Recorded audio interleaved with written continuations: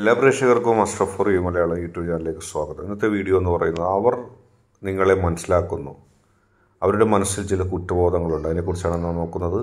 ഇഷ്ട വ്യക്തിയെ ആലോചിച്ചിട്ട് മനസ്സിൽ തോന്നുന്ന ഒരു ഫയൽ തിരഞ്ഞെടുക്കുക. അതിനുശേഷം വീഡിയോ തുറന്ന് കാണുക. നിങ്ങൾക്കെല്ലാവർക്കും ഈ വീഡിയോ ഇഷ്ടപ്പെടുമെന്ന് കരുതുന്നു. വീഡിയോ ഇഷ്ടപ്പെട്ടാൽ നിങ്ങൾ ലൈക്ക് ചെയ്യുക, ഷെയർ ചെയ്യുക, കൂടാതെ ചാനൽ സബ്സ്ക്രൈബ് ചെയ്യുക. നിങ്ങൾ നൽകുന്ന പിന്തുണയാണ് കൂടുതൽ വീഡിയോകൾക്ക് പ്രചോദനമാകുന്നത്. നമുക്ക് ആദ്യത്തെ ഫയലായിട്ടുള്ള തത്തമ്മ ഫയലായി സ്വീകരിച്ചവരുടെ റീഡിങ്ങിലേക്ക് പോകാം. അവർ നിങ്ങളെ മനസ്സിലാക്കുന്നു, ഇപ്പോൾ മുമ്പത്തേക്കാളും വ്യത്യസ്തമായിട്ട്. പക്ഷെ അവരുടെ മനസ്സിൽ ചില കുറ്റബോധങ്ങളുണ്ട്. നമുക്ക് നോക്കാം. നിങ്ങളെ മനസ്സിലാക്കുന്നതിൽ അവർ പരാജയപ്പെട്ടിരുന്നു. അത് നിങ്ങൾക്കും വേദന ഉണ്ടായിരുന്നു. നിങ്ങളുടെ മനസ്സിലുള്ള കാര്യങ്ങൾ, നിങ്ങൾ ഉദ്ദേശിച്ച കാര്യങ്ങൾ, അത് യഥാവിധി മനസ്സിലാക്കാതെ, യഥാവിധി പറയാതെ അവർ ചില നീക്കങ്ങളൊക്കെ നടത്തി. ആ നീക്കങ്ങൾ അവരെ സംബന്ധിച്ച് ഒരുപാട് ദുഃഖമുണ്ടാക്കി.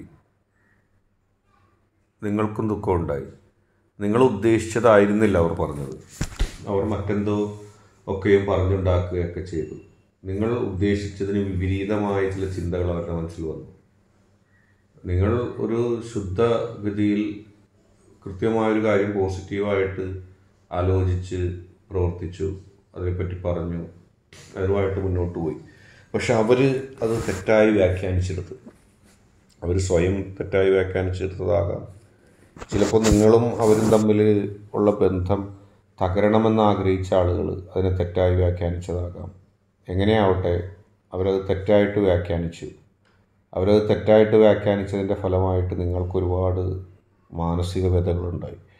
അവർ നിങ്ങളെ വെറുക്കുന്നതിനും നിങ്ങൾ ഉദ്ദേശിച്ചു എന്ന് നിങ്ങളെപ്പറ്റി പറഞ്ഞുണ്ടാക്കുകയൊക്കെ ചെയ്തു. അവരുടെ മനസ്സിൽ ചിലപ്പോൾ തെറ്റിദ്ധാരണ ആയിട്ട് ആരെങ്കിലും വന്നതാകാം. പക്ഷെ അങ്ങനെയൊക്കെ സംഭവിച്ചു. അതിൻ്റെ ദുഃഖം നിങ്ങളുടെ മനസ്സിൽ വേണ്ടുവോളം ഉണ്ട്.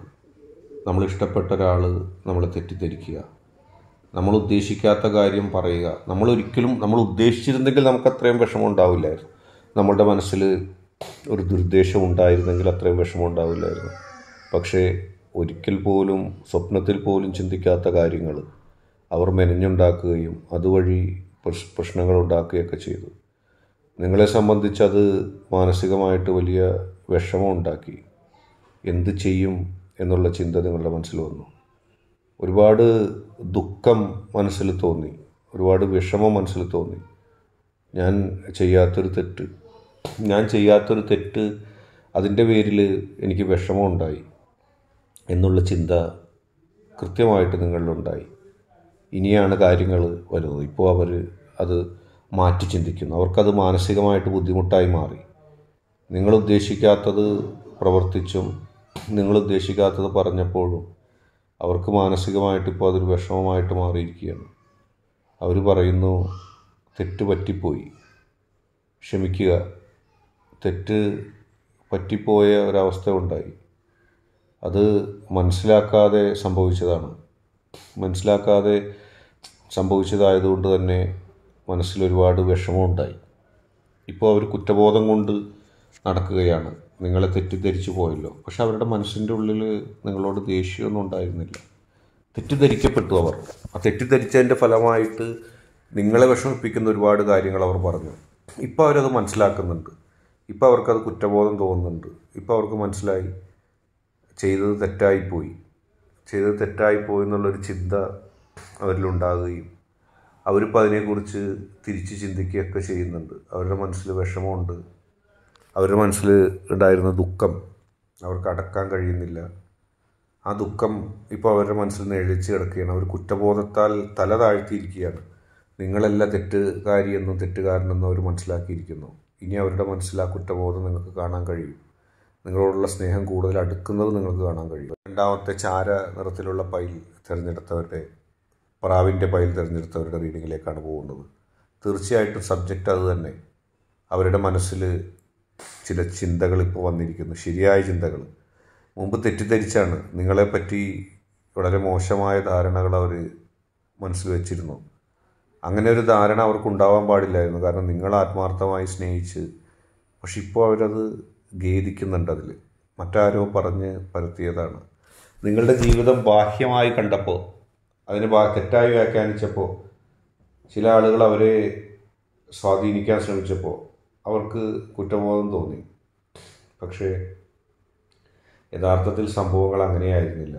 യഥാർത്ഥത്തിൽ വളരെ സൗമ്യമായി, വളരെ ഇഷ്ടത്തോടെ, വളരെ താല്പര്യത്തോടെ സ്നേഹിച്ചതായിരുന്നു നിങ്ങളവരെ. പക്ഷെ അവരത് തെറ്റിദ്ധരിപ്പിക്കുന്ന രീതിയിലേക്ക് കൊണ്ടുവന്നു. നിങ്ങൾക്കൊന്നുമില്ല, നിങ്ങൾക്ക് മറ്റൊരു നിവൃത്തിയുമില്ല, നിങ്ങൾ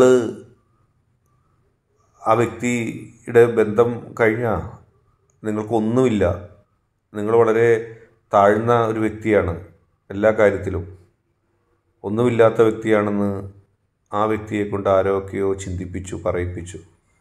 അങ്ങനെ ആ വ്യക്തി, നിങ്ങൾ ഏറ്റവും കൂടുതൽ സ്നേഹിക്കുന്ന വ്യക്തി, നിങ്ങളെ അവഗണിച്ചു, പരുഷമായ വാക്കുകൾ പറഞ്ഞു, ഒട്ടും അംഗീകരിക്കാത്ത രീതിയിൽ സംസാരിച്ചു. നിങ്ങൾക്ക് ഒരുപാട് ദുഃഖം തോന്നി. എന്താണിതൊക്കെ, ഞാൻ എൻ്റെ മനസ്സിൽ നിങ്ങളുടെ ജീവിതം മുഴുവനും നിങ്ങൾ ആ വ്യക്തിക്ക് വേണ്ടി ആത്മാർത്ഥമായിട്ട് നൽകി. ആ വ്യക്തിയല്ലാതെ മറ്റൊരാളെക്കുറിച്ച് ചിന്തിക്കാനോ മറ്റൊരാളെക്കുറിച്ച് സംസാരിക്കാനോ ഒന്നിനും നിങ്ങൾ തയ്യാറല്ലായിരുന്നു. പക്ഷേ പറ്റിപ്പോയി. നിങ്ങൾക്കെതിരെ ചില ഗൂഢാലോചനകളുണ്ടായി, നിങ്ങൾക്കെതിരെ കുറേ പ്രശ്നങ്ങൾ പറഞ്ഞുണ്ടാക്കി, നിങ്ങളെ അവഗണിക്കുന്ന തരത്തിൽ, നിങ്ങളെ ഇല്ലാതാക്കുന്ന തരത്തിൽ കാര്യങ്ങൾ ആ വഴിക്ക് പോയപ്പോൾ നിങ്ങൾക്ക് ഒരുപാട് വിഷമം തോന്നി. എന്നെ ഇനിയും മനസ്സിലാക്കാൻ ഈ വ്യക്തിക്ക് ഒരിക്കലും കഴിയില്ല, ശരിയായ രീതിയിൽ ഒരു മാത്രമെങ്കിലും ആ വ്യക്തി തന്നെക്കുറിച്ച് മനസ്സിലാക്കിയിരുന്നെങ്കിലെന്ന് നിങ്ങൾ പ്രാർത്ഥിച്ച സമയമുണ്ട്. ഇനി ഒരിക്കലും ആ വ്യക്തിക്ക് നിങ്ങളോട് തോന്നിയ തെറ്റിദ്ധാരണ മാറില്ലെന്ന് നിങ്ങൾ കരുതി. 100% നന്മ ചെയ്തിട്ട് 100% അവരെ ഉപദ്രവിക്കുന്നതായിട്ട് അവർ വ്യാഖ്യാനിച്ചു. ചില ആളുകൾ അത് വ്യാഖ്യാനിപ്പിച്ചു. അതിനുവേണ്ടിയുള്ള ചില തെളിവുകളും അവർക്ക് കിട്ടി. നിങ്ങളെ തെറ്റിദ്ധരിക്കാനുള്ള ശക്തമായ തെളിവുകൾ നിങ്ങളോടും ആ വ്യക്തിയോടും ദേഷ്യമുള്ളവർ അവർക്കായിട്ട് നൽകി. അങ്ങനെ അതിൻ്റെയൊക്കെ വെളിച്ചത്തിൽ അവർ തെറ്റിദ്ധരിച്ചു. പക്ഷെ ഇപ്പോൾ തെറ്റിദ്ധരിപ്പിച്ചവരുടെ യഥാർത്ഥ മുഖം മനസ്സിലാക്കാനുള്ള അവസരം കിട്ടി. നിങ്ങൾ ആരായിരുന്നെന്നും നിങ്ങൾക്ക് എന്ത് നിലവാരമുണ്ടായിരുന്നെന്നും നിങ്ങൾ എത്രയോ നല്ല മനസ്സിൻ്റെ ഉടമയാണെന്നും ഇപ്പോൾ അവർ മനസ്സിലാക്കുന്നു. അപ്പോൾ അവർക്ക് കുറ്റബോധം തോന്നുന്നു, അവരുടെ ചിന്താഗതികൾ മൊത്തം തെറ്റാണെന്ന്. മാത്രമല്ല, അവർ നല്ലതാണെന്ന് കരുതിയ ആൾക്കാരുടെ യഥാർത്ഥ മുഖം അവർക്ക് കൃത്യമായി മനസ്സിലാക്കാൻ സാധിച്ചു. അതിനുള്ള സാഹചര്യങ്ങളുണ്ടായി. അവരെ കൈയൊഴിഞ്ഞു. അവരുടെ വിശ്വാസമില്ലായ്മയും മനസ്സിലായി. അപ്പോഴാണ് നിങ്ങളുടെ വിശ്വാസവും ട്രസ്റ്റും, നിങ്ങൾ എത്രമാത്രം വിശ്വസിക്കാം, നിങ്ങൾ എത്രമാത്രം നല്ല വ്യക്തിയാണ് എന്നുള്ള സത്യം അവർക്ക് മനസ്സിലായി. ഇപ്പോൾ അവർ ഖേദിക്കുന്നു, കുറ്റബോധത്താൽ തലതാഴ്ത്തുന്നു. നിങ്ങളുടെ മൂല്യം പൂർണ്ണമായി അവർ മനസ്സിലാക്കിയിരിക്കുന്നു.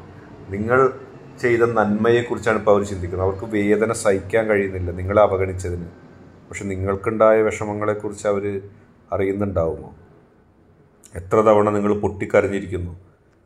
താൻ ഉദ്ദേശിക്കാത്തത് മറ്റുള്ളവർ തന്നിൽ ആരോപിച്ചപ്പോഴും, തന്നെ അകാരണമായി അവഗണിച്ചപ്പോഴും, ആർക്കു വേണ്ടി നിലകൊണ്ടോ അവർ നിഷ്കരണം തള്ളിക്കളഞ്ഞപ്പോഴും നിങ്ങളുടെ മനസ്സിലുണ്ടായ വിഷമം പറഞ്ഞറിയിക്കാൻ കഴിയാത്തതാണ്. അതെല്ലാം മാറുന്നു. ആ വ്യക്തി തിരിച്ചു വരുന്നു.